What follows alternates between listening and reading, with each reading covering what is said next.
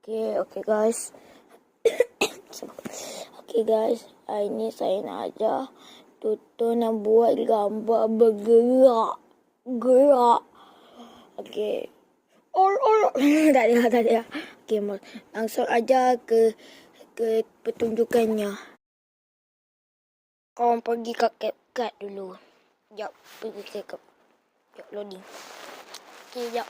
Tekan new video. Okay, tak loading. Okay, sekejap. Loading. Okay, kau pilih lah gambar masing-masing. Itu tak pandai ke? Tak pandai ke? Okay, pilih gambar. Uish, dia minta ya. Oi, tekan lah. Tekan je. Tekan salah. Lepas tu kau tekan overlay. Okay, lepas tu kau tekan overlay. Okay, lepas tu kau pilih gambar lagi. Oh ya. Pilih gambar. Okay, ini gambar apa? Okay, lepas tu kita tekan yang tu. Lepas tu dah ditolak kan.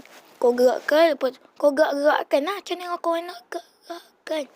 Okay, lepas tu kau tengok ni. Aduh, tak tengok lah. Tengok ni. Mudah kan? Subscribe video aku. Kalau tidak, aku sepak muka kau. Aku dah pernah ada kau. Kau dah nak kau dah nak subscribe video aku. Cepat subscribe. Kalau tidak, aku tak nak raya dengan kau.